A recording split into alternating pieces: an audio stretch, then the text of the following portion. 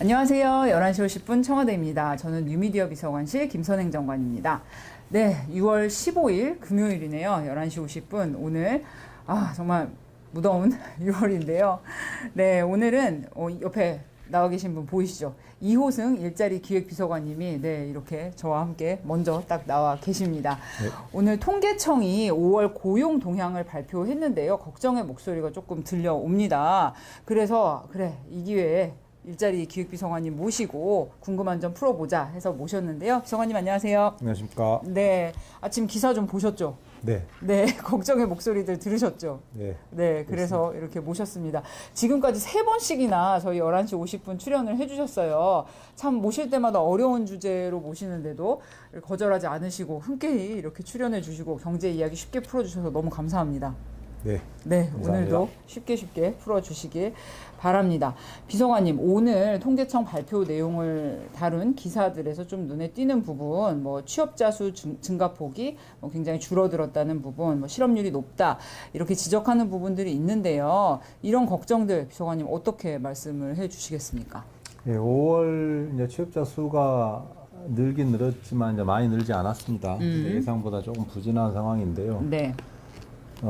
이제 구조적으로 보면 이제 생산 가능 인구가 한 작년에 비해서 한 7만 내지 8만 정도 이제 줄어들고 있고, 또 이제 조선업이 한 3년째 구조조정 과정이 있는데 최근에는 그 고용 효과를 많이 담고 있는 이제 자동차업 쪽에서 업황이 안 좋아지면서 그쪽에서 이제 취업자 감소가 좀 크게 나타나고 있습니다. 그런 어떤 구조적인 영향도 있는데다가 작년에 이제 사드 사태 발발 이후에 중국 쪽에서 특히 이제 외국인 관광객이 급격히 줄었는데 네네. 그 부분이 올해 들어서 조금씩 나아지고는 있지만 빠르게 회복이 아직 안 되고 있습니다. 그래서 아직 그 여파가 좀 남아 있는 거군요. 네, 그렇게 이제 어떤 경기에 영향을 미치는 요인들도 있어서 음식업, 숙박업 등 서비스업도 좀 부진한 상태로 나타난 것 같습니다. 그렇군요. 다만 이제 그 이면에 좀 일시적인 요인들도 있기 때문에 같이 살펴볼 필요가 있고, 조금 더 이제 긴 호흡으로 보면 좀 더 나아지는 모습이 있을 거라고 보입니다. 네, 그렇군요.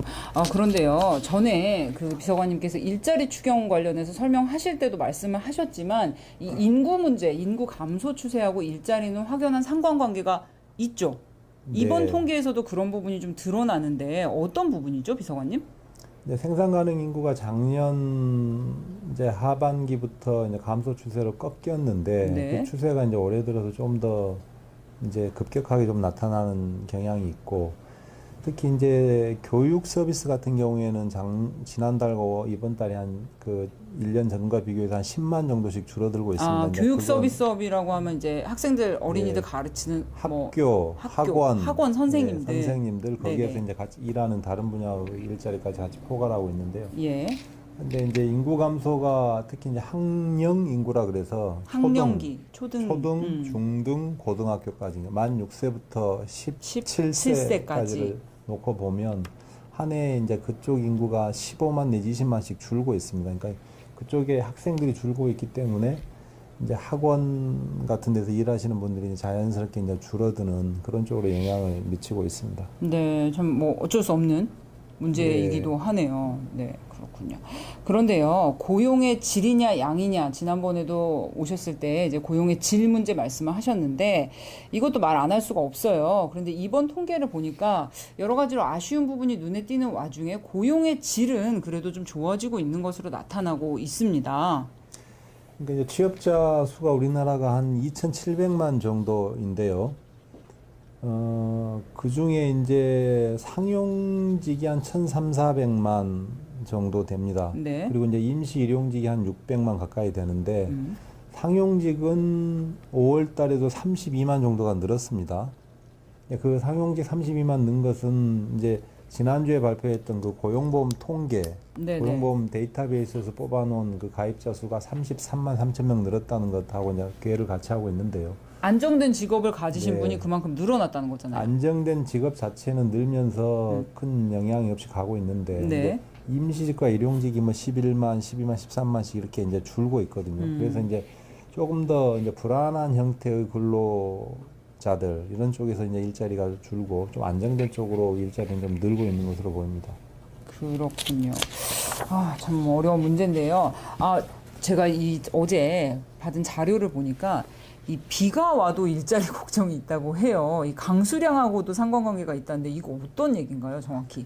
그래서 이제 그런 부분은 통계가 발표되기 전에도 저희들이 예상은 하고 있었습니다. 왜냐하면 이제 고용 통계를 잡을 때 15일이 속한 그 일주일을 기준으로 잡거든요. 근데 이제 네. 5월 달에 15일이 속한 주가 13일부터 19일까지인가였는데 그때 봄비치고는 꽤 많은 양의 비가 기억납니다. 계속 내렸고 네네. 그때 이제 뭐 천둥 번개도 있었고 했으니까 기억이 나실 수도 있습니다. 근데 전국적으로 한 4일 정도의 비가 내렸고 서울 그 예보된 그 일기 결과를 보니까 135mm가 그 많이 주에 왔었죠. 내렸더라고요. 그렇게 되면 이제 야외나 실외에서 하는 작업들이 일단 멈추게 됩니다. 뭐 건설 이제, 작업이라든지 건설이나 이런 농업 것들이? 쪽에 영향을 주는데 그래서 건설 쪽에 이제 일용으로 이제 아주 단시간 계약 맺어서 일하는 그런 분들이 일자리가 한 4만 8천 정도 줄었어요, 5월 달에. 그러니까 그 정말요? 영향이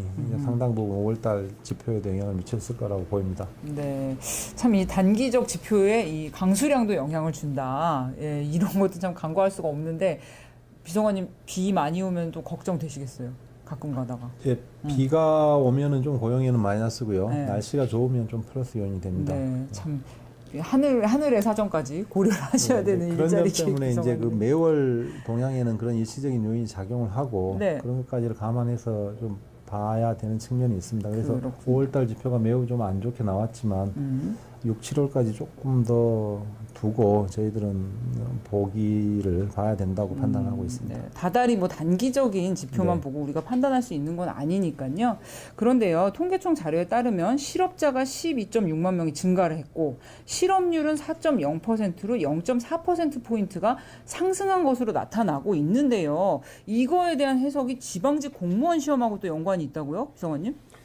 근데 이게 또 이제 재밌는 건데요. 네네. 그러니까 이제 실업률 4%가 어떤 절대적인 기준에서 높은 건 아닙니다. 예. 왜냐하면 이제 지난달 4월 달에 실업률이 4.1이었기 때문에 그랬죠. 지난달보다는 좀 내려간 것이죠. 하지만 이제 작년 5월 달에 비해서는 이제 올라간 것이죠.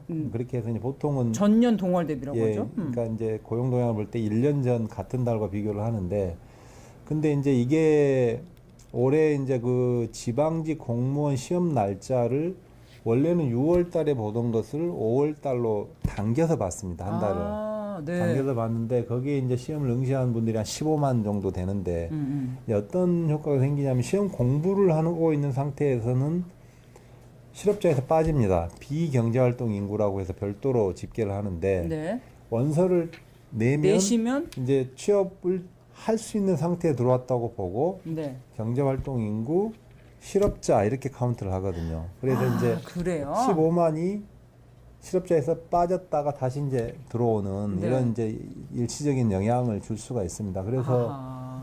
이제 이게 한 뭐 실업률로 따지면 맥시멈 한 0.5%포인트까지도 올릴 수 있는 규모이기 때문에 그런 일시적인 영향이 있어서 실업률 자체에 대해서는 좀 그런 부분을 충분히 감안을 해야 되고 거꾸로 이제 6월달 실업률은 또 상대적으로 낮아지는 그런 영향을 미칠 걸로 보입니다. 그렇네요. 참 정말 생각하지 못했던 여러 가지 요인들, 뭐 이런 시험이라든지 단기적인 집중호우라든지 영향을 끼치는 것 같습니다.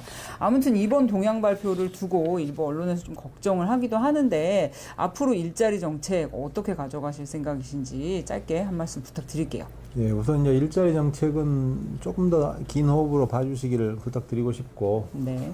이제 주력 업종인 뭐 조선 자동차 등의 어떤 경쟁력을 높이고 유지해가는 그런 대책과 함께 지금 일자리가 이제 나빠지는 부분, 그러니까 이제 임시직, 일용직, 그 다음에 이제 업종으로 보면 음식 숙박업이나 도소매업, 뭐 이런 쪽.